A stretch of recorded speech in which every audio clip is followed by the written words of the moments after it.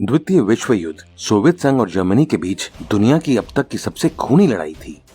लड़ाई और आने वाला अकाल और प्रतिकूल परिस्थितियों में 1.5 मिलियन से भी अधिक सैनिक और नागरिक मारे गए। दो तानाशाहों की जिद, यही वजह थी कि ये संघर्ष इतना खूनी था।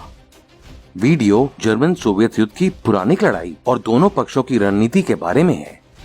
1940 के दशक के मध्य तक पश्चिमी यूरोप लगभग पूरी तरह से जर्मन हाथों में था।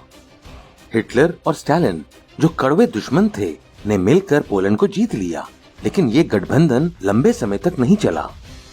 हिटलर न केवल एक प्रबल कम्युनिस्ट विरोधी था, बल्कि सोवियत संघ पर अधिकार करने की उसकी दीर्घकालिक महत्वाकांक्षाएं भी थीं। सोवियत संघ के विशाल क्षेत्र और उसके प्राकृतिक संसाधनों को जर्मन लोगों के विकास के लिए आवश्यक माना जाता था। 1930 के दशक के अंत तक सोवियत संघ के पास दुनिया की सबसे शक्तिशाली ताकतों में से एक थी, लेकिन सत्ता पर अपनी पकड़ के हिस्से के रूप में स्टालिन ने सोवियत सेना में कई वरिष्ठ और अनुभवी जनरलों और अधिकारियों को हटा दिया या जेल में भेज दिया। इसलिए उस समय सोवियत संघ के पास युद्ध कौशल और अनुभव की एक विस्तृत श्रृंखला वाले अधिकारी नहीं थे। स्टालिन किसी भी तरह से जर्मनी को उलझाना नहीं चाहता था, क्योंकि सोवियत सेना उस समय युद्ध के लिए तैयार नहीं थी। इसलिए पोलैंड पर आक्रमण के बाद से सोवियत संघ जर्मनी का सहयोगी बना रहा। दूसरी ओर जर्मन सेना के अधिकारियों को न केवल प्रथम विश्व युद्ध की सेना का नेतृत्व करने का अनुभव था, बल्कि बेहतरीन हथियार भी थे। जर्मनी ने इस ऑपरेशन के लिए करीब 40 लाख सैनिकों को तैयार किया, जिसमें मित्र राष्ट्र भी शामिल थे। इसके अलावा लगभग 3000 युद्धक विमान और 6000 से अधिक टैंक उनकी मदद के लिए तैनात किए गए थे। जर्मन जनरलों ने सोवियत संघ को जीतने के लिए एक बहुत व्यापक योजना बनाई थी। इरादा 3 अलग अलग बंदरगाहों को खोलने का था। पहला, सेना समूह उत्तर बाल्टिक राज्यों के माध्यम से उत्तरी रूस में मार्च करते हुए लेनिनग्राड शहर पर कब्जा या नष्ट कर देता है। फिर उनके सहयोगी फिनलैंड की सेनाओं से मिलें। यही इस इकाई का उद्देश्य था। दूसरा, आर्मी ग्रुप सेंटर को स्मोलेंस्क और फिर मॉस्को पर विजय प्राप्त करके रूस के केंद्र के माध्यम से पोलैंड में शुरू होकर रूस के दिल की भूमि पर कब्जा करने का काम सौंपा गया था। इस डिवीजन ने जर्मनी को सबसे बड़ी संख्या में टैंक और लड़ाकू विमान प्रदान किए। तीसरा, आर्मी ग्रुप साउथ का मुख्य उद्देश्य तेल समृद्ध काला सागर क्षेत्र को नियंत्रित करना था। इसके अलावा इस सैन्य समूह को यूक्रेन को जीतने का काम सौंपा गया था, जो यूएसएसआर की मुख्य आबादी और कृषि केंद्र था।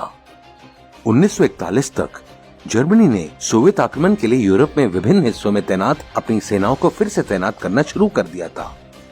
लेकिन स्टालिन का मानना था कि जर्मनी, जो अभी भी एक सहयोगी था, उन पर हमला नहीं करेगा। लेकिन 21 जून 1941 को जर्मनी ने सोवियत संघ के खिलाफ युद्ध की घोषणा कर दी। ब्लिट्जक्रीग या बिजली की तरह अचानक हमला, जिसका पोलैंड और फ्रांस में बहुत सफलतापूर्वक उपयोग किया गया था, जर्मनी द्वारा सोवियत संघ में भी लागू किया गया था। एक ऐसे दुश्मन का मनोबल गिराएं जो एक आश्चर्यजनक हमले से पीछे हट जाता है और उसे वापस लड़ने का मौका दिए बिना हमला करना जारी रखता है। इसके साथ उन्हें जल्दी से वश में करें। ये ब्लिट्जक्रीग की रणनीति है।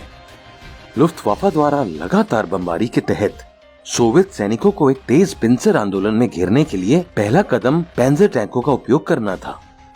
जर्मन पैदल सेना द्वारा घिरे सोवियत सैनिकों को आसानी से वश में कर लिया गया। युद्ध के पहले हफ्ते में इस प्रकार के ब्लिट्जक्रीग ने जर्मन सेना को सोवियत क्षेत्र के माध्यम से आसानी से आगे बढ़ने की अनुमति दी। सभी विचित शहरों से जर्मनों द्वारा सैकड़ों हजारों लोगों को बंदी बना लिया गया था। उन्होंने उनमें से कई को बेरहमी से मार डाला। उस समय तक अकेले जर्मनी से लड़ने वाले ब्रिटेन को सोवियत संघ के हमले की खबर बड़ी राहत के साथ मिली थी। चर्चिल ने घोषणा की कि जर्मनी का कोई भी शत्रु उनका मित्र होगा। यद्यपि वे राजनीतिक रूप से आमने सामने थे, ब्रिटेन वे सब भूल गया और सोवियत संघ को आवश्यक सहायता प्रदान करने के लिए तैयार था। महीनों के भीतर जर्मन सेना सोवियत संघ के कई प्रमुख शहरों पर कब्जा करने में सक्षम थी। सितंबर 1941 में आर्मी ग्रुप नॉर्थ ने लेनिनग्राड को घेर लिया। जर्मनी ने सीधे हमले से लेनिनग्राड को नष्ट नहीं किया, जो रूस के बाकी हिस्सों से अलग हो गया था। कस्बे में फंसे सैनिकों और नागरिकों के पास केवल 2 विकल्प थे, आत्मसमर्पण या भूख से मौत। लेनिनग्राड में लाखों लोग भूख से मर गए।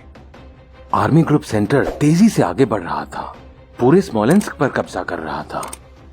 जनरल गुडेरियन के नेतृत्व में एक पैंजर डिवीजन ने स्मोलेंस्क में ब्लिट्जक्रीग में 3 लाख से अधिक सोवियत सैनिकों को हराया। वहां से ये मॉस्को के लिए सिर्फ 300 किलोमीटर से थोड़ा अधिक दूर था। मॉस्को का पतन लगभग निश्चित था। जब जर्मनी ने सोचा कि उनकी प्रगति को कोई नहीं रोक सकता, तो पहली बाधा सामने आई। शुरू में आर्मी ग्रुप साउथ की बढ़त भी बहुत तेज थी। पश्चिमी यूक्रेन के लोग जो सोवियत सेना के द्वारा पिछले दमन से नाराज थे, जर्मन सेना का बहुत गर्मजोशी से स्वागत किया। जर्मन सेनाओं का सामना करने वाला पहला बड़ा गतिरोध कीव में था। 5 लाख से अधिक सोवियत सैनिकों ने कीव में जर्मनी का सामना किया। ये केवल तभी हुआ जब गुडेरियन के पैंजर डिवीजन, जो मॉस्को की ओर बढ़ रहा था, को कीव में धकेल दिया गया था कि जर्मन सोवियत रक्षा के माध्यम से तोड़ने में सक्षम थे। जर्मनी ने कीव में 2.5 लाख सोवियत सैनिकों को बंदी बना लिया। इस बीच पैंजर डिवीजन के समर्थन के नुकसान से मॉस्को की ओर जर्मन अग्रिम धीमा हो गया था। इसलिए गुडेरियन के पैंजर डिवीजन को स्मोलेंस्क में वापस ले लिया गया और जर्मनों ने मॉस्को पर कब्जा करने के लिए एक अंतिम अभियान की योजना बनाई। पैंजरों ने एक बार फिर बिजली की तरह अचानक हमले से अपनी क्षमता साबित की। कई सोवियत सैनिकों को वहां भी बंदी बना लिया गया था। इस बीच स्टालिन ने आखिरी क्षण तक मॉस्को की रक्षा करने का दृढ़ निश्चय किया। स्टालिन ने रूसी लोगों से मातृभूमि को बचाने के लिए आगे आने का आह्वान किया। फिर मॉस्को के सभी लोगों ने जर्मन सेना से बचाव के लिए बड़े पैमाने पर तैयारियां शुरू कर दी। लेकिन अक्टूबर में शुरू हुई भारी बारिश ने जर्मनी के मॉस्को की ओर बढ़ने में बाधा डाली। जर्मन सेना के काफिले कीचड़ के गड्ढों में फंस गए थे। बारिश और हिमपात ने जर्मन टैंकों का हिलना असंभव बना दिया। साथ ही उन्हें जरूरत का सामान भी ठीक ठाक पहुंच गया। इसके साथ ही जर्मन अग्रिम को अस्थायी रूप से रोकना पड़ा। केवल 2 सप्ताह बाद ही जर्मन सेना मॉस्को की ओर अपनी प्रगति जारी रखने में सक्षम थी। लेकिन जर्मन आक्रमण में ये विराम वास्तव में सोवियत संघ के लिए एक वरदान था। इससे उन्हें रिजर्व में बलों को तैयार करने और बेहतर रक्षा स्थापित करने का समय मिला। नवंबर के मध्य में मॉस्को की ओर जर्मन सेना की प्रगति फिर से शुरू हुई। उनकी योजना मॉस्को पर 3 दिशाओं से हमला करने की थी, लेकिन जर्मन सेना की प्रगति धीमी थी। दिसंबर के पहले सप्ताह तक आर्मी ग्रुप सेंटर मॉस्को के 8 किलोमीटर की दूरी पर पहुंच गया था। कुछ जर्मन अधिकारियों ने यह भी बताया कि वे क्रेमलिन के सुनहरे गुंबद देख सकते थे, लेकिन तब तक रूस की भीषण सर्दी शुरू हो चुकी थी। हालांकि जर्मन सैनिक अच्छी तरह प्रशिक्षित थे, लेकिन वे रूस में -40 डिग्री तापमान में लड़ने के लिए तैयार नहीं थे। चूंकि युद्ध गर्मियों में शुरू हुआ था, इसलिए उनके पास कड़ाके की सर्दी का सामना करने के लिए कपड़े भी नहीं थे। इसके अलावा भारी हिमपात के कारण उपकरण निष्क्रिय हो गए और वाहन गतिहीन हो गए। लुफ्टवाफ़े खराब मौसम में काम करने में असमर्थ होने के कारण जर्मन अग्रिम लगभग असंभव हो गया। रूस के दूसरी ओर सोवियत संघ को अभी भी साइबेरियाई क्षेत्र पर जापानी आक्रमण की आशंका थी। इसलिए वहां करीब 15 लाख सैनिकों की एक विशाल सोवियत सेना तैयार रखी गई। इन सैनिकों को कठोर सर्दियों में लड़ने के लिए अच्छी तरह से प्रशिक्षित किया गया था। लेकिन स्टालिन को एजेंटों के माध्यम से पता चला कि जापान की सोवियत संघ पर हमला करने की कोई योजना नहीं थी। जल्दी ही सोवियत संघ ने ट्रांस साइबेरियन रेलवे के माध्यम से इस विशाल बल को पश्चिमी मोर्चे पर पहुंचाया। जैसे ही इस बल के 5 लाख और सैनिक मॉस्को पहुंचे, सोवियत सेना ने जर्मन सेना के खिलाफ एक भयंकर जवाबी हमला किया। केवल 7 दिनों में उन्होंने जर्मन सेना को मॉस्को से लगभग 250 किलोमीटर पीछे धकेल दिया। मॉस्को पर कब्जा करने की लड़ाई में जर्मन सेना ने 8 लाख से अधिक लोगों की जान गंवाई। इस बीच आर्मी ग्रुप साउथ, जो कीव से लौटा था, काला सागर की ओर बढ़ गया था। जर्मनी ने शुरू में काला सागर क्षेत्र में तेल जमा को जब्त करने की योजना बनाई थी। इस कदम का उद्देश्य जर्मनी को आवश्यक तेल की आपूर्ति सुनिश्चित करना और इसे सोवियत संघ से रोकना था। लेकिन हिटलर ने इस सेना को 2 भागों में विभाजित कर दिया और एक समूह को काला सागर और दूसरे समूह को स्टालिनग्राड में भेज दिया। हालांकि इसका कोई रणनीतिक महत्व नहीं था, लेकिन हिटलर द्वारा स्टालिनग्राड में सैनिकों को भेजने के पीछे केवल एक ही दृष्टि थी, हिटलर की स्टालिन से नफरत। हिटलर ने माना कि स्टालिन के नाम पर शहर पर कब्जा करना उसका अपमान करने के समान होगा। हिटलर मॉस्को से जर्मन सेना की रणनीतिक वापसी से नाराज था। हिटलर ने इसकी जिम्मेदारी सुनिश्चित करते हुए जनरल गुडेरियन समेत करीब 35 वरिष्ठ सैन्य अधिकारियों को बर्खास्त कर दिया। उन्होंने सेना को चेतावनी दी कि उस वक्त से कभी पीछे नहीं हटना चाहिए। हालांकि आगे बढ़ने में असमर्थ होने पर आदेश जहां स्थित है वहां मौत तक लड़ने का था। अगस्त 1942 तक आर्मी ग्रुप साउथ के पेंजर डिवीजन ने डॉन नदी को पार किया और स्टेलिनग्राड के 97 किलोमीटर के भीतर पहुंच गया। इस बीच पेंजरों को पैदल सेना को पकड़ने के लिए कुछ दिन इंतजार करना पड़ा। सोवियत सेना और लोगों ने इस अवसर का अच्छा उपयोग किया। उन्होंने शहर के चारों ओर सुरक्षा का निर्माण किया। सोवियत ने शहर पर कब्जा करने पर जर्मन सेना के किसी भी काम की होने वाली हर चीज को हटा दिया या नष्ट कर दिया। लुफ्टवाफा ने अगस्त के अंतिम सप्ताह में शहर पर बमबारी शुरू कर दी। इसी सिलसिले में जर्मन सेना ने तोपखाने से भी जोरदार गोलाबारी की। इन हमलों के पीछे जर्मन सेना ने सितंबर के मध्य में स्टेलिनग्राड में प्रवेश किया। इस बीच अन्य जर्मन सेना डिवीजन शहर के बाहरी इलाके में सोवियत सेना से लड़ रहे थे। प्रारंभ में जर्मन सेना का पलड़ा भारी था। छोटे सोवियत संघ जर्मनी के श्रेष्ठ बम वर्षकों, टैंकों और तोपखाने के साथ तालमेल नहीं बिठा सके। ये इस तथ्य के कारण है कि जब जर्मनी ने युद्ध की घोषणा की तो सोवियत संघ युद्ध के लिए तैयार नहीं था। लेकिन जब तक जर्मन आक्रमण शुरू हुआ, सोवियत संघ ने अपने सभी कारखानों और अन्य सामरिक संस्थानों को पूर्वी क्षेत्र से स्थानांतरित कर दिया था। 1942 में स्टेलिनग्राड की लड़ाई के दौरान इन विशाल कारखानों ने परिचालन फिर से शुरू किया। इल्यूजनल 2 विमान और T-34 टैंक, जिनका इस्तेमाल जर्मन टैंकों को नष्ट करने के लिए किया गया था, का उत्पादन यहाँ किया गया था। सोवियत संघ ने हर महीने हजारों विमानों और टैंकों का उत्पादन किया। साथ ही उन्हें अमेरिका और ब्रिटेन से हथियार उत्पादन आदि में काफी मदद मिली। सोवियत संघ ने स्टेलिनग्राड में युद्ध की रणनीति का इस्तेमाल किया, जिसे दुनिया ने पहले कभी नहीं देखा था। जर्मनी का लाभ बहुत शक्तिशाली हथियारों का उपयोग करके दूर से हमला करने का था, लेकिन स्टेलिनग्राड शहर में प्रवेश करने पर उन्होंने वह लाभ खो दिया।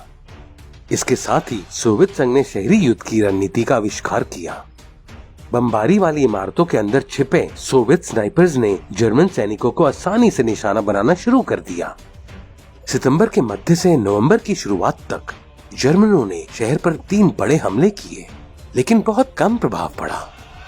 हालांकि जर्मनी ने हमले में कई सोवियत सैनिकों को मार डाला, लेकिन कहीं से भी अधिक सोवियत सैनिक बंदरगाह पर पहुंचते रहे। लुफ्टवाफा के भारी हमले के बावजूद सोवियत संघ द्वारा वोल्गा नदी के माध्यम से शहर को आवश्यक वस्तुओं की आपूर्ति की गई। जर्मन सेना स्टेलिनग्राड में प्रवेश करने में सक्षम थी, लेकिन आपूर्ति लाइनें स्थापित नहीं कर सकी। जर्मनी को विश्वास था कि स्टेलिनग्राड जल्दी ही गिर जाएगा। सोवियत संघ गुप्त रूप से युद्ध के मैदान में 100 लाख से अधिक की एक और विशाल सेना ला रहा था। लगभग 1000 T-34 टैंक और IL-2 लड़ाकू विमानों से युक्त इस बल ने बड़े पैमाने पर हमला किया। विडंबना ये थी कि इस सेना ने बिजली के झटके में जर्मन सेना को दोनों ओर से घेर लिया। लगभग 3 लाख जर्मन सहयोगी सैनिक सोवियत सेनाओं से घिरे हुए थे। पर्याप्त भोजन, ईंधन और गोला बारूद के बिना जर्मन सेना अधिक समय तक टिक नहीं सकती थी। इस बल के जनरल ने जवाबी हमले में हिटलर से पीछे हटने की अनुमति मांगी, लेकिन मना कर दिया गया। ये वादा किया गया था कि लुफ्टवाफा द्वारा उन्हें आवश्यक आपूर्ति को एयर ड्रॉप किया जाएगा, लेकिन कठिन सोवियत रक्षा के साथ ये काफी असंभव था। लुफ्टवाफा प्रतिदिन 700 टन के बजाय केवल 70 टन देने में सक्षम था। बहुत से लोग बिना पर्याप्त भोजन या कपड़ों के मर गए, जो उसके बाद आने वाले कठोर सर्दियों के महीनों का सामना करने के लिए थे।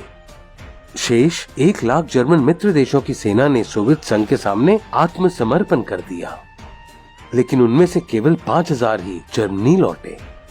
स्टेलिनग्राड में शानदार जीत सोवियत सेना के लिए एक महत्वपूर्ण मोड़ थी। इससे उत्साहित होकर सोवियत सेना ने जर्मन सेनाओं को हर जगह पीछे धकेलना शुरू कर दिया। इसके बाद सोवियत सेना ने काला सागर क्षेत्र में जर्मन सेना समूह को घेरने का फैसला किया। ये महसूस करते हुए कि यदि सोवियत सेना से घिर गए तो उनका नतीजा स्टेलिनग्राड जैसा ही होगा, जर्मनों ने उन्हें वापस लेने के लिए कहा। पीछे हटने वाली जर्मन सेना कुर्स्क और खारकोव में तैनात थी। कुर्स्क और खारकोव सोवियत संघ पर आक्रमण करने के अंतिम जर्मन प्रयास थे। सोवियत संघ के T-34 से बेहतर टाइगर टैंक और पैंथर टैंक पहले से ही जर्मन सेना का हिस्सा थे। योजना कुर्स्क और खारकोव से टैंकों के साथ सोवियत सेना पर हमला करने और एक पिंजर अग्रिम में डुबोने की थी, लेकिन सोवियत संघ को इस योजना के बारे में जासूसों के जरिए जानकारी थी। फिर उन्होंने टैंकों से रक्षा के लिए बारूदी सुरंगों और जालों से भरी बड़ी खाइयां स्थापित की। इस सोवियत जाल में जर्मनी ने हमला किया था। जर्मनी ने वहां 50,000 से अधिक सैनिक और 700 से अधिक टैंक खो दिए। उसके बाद जर्मनी कभी भी पूर्वी मोर्चे पर युद्ध के लिए तैयार नहीं हुआ। युद्ध में सोवियत संघ का नुकसान जर्मनी के नुकसान का दुगना था, लेकिन सोवियत जीत का मुख्य कारण था कि तब भी युद्ध के मैदान में अधिक सैनिकों और हथियारों को पहुंचाने में सोवियत संघ सक्षम था। यदि हिटलर की मूर्खता सोवियत संघ पर आक्रमण ना करती तो आज इतिहास की धारा कुछ और ही होती। अपने शक्ति में अति आत्मविश्वास और हठ ने जर्मनी का पतन का मार्ग प्रशस्त किया। पर्ल हार्बर पर जापान के हमले ने इस गिरावट को और बढ़ा दिया।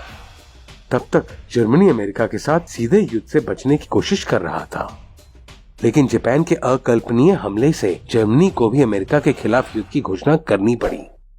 अगला वीडियो जापान द्वारा गुप्त रूप से किए गए पर्ल हार्बर हमले के बारे में है।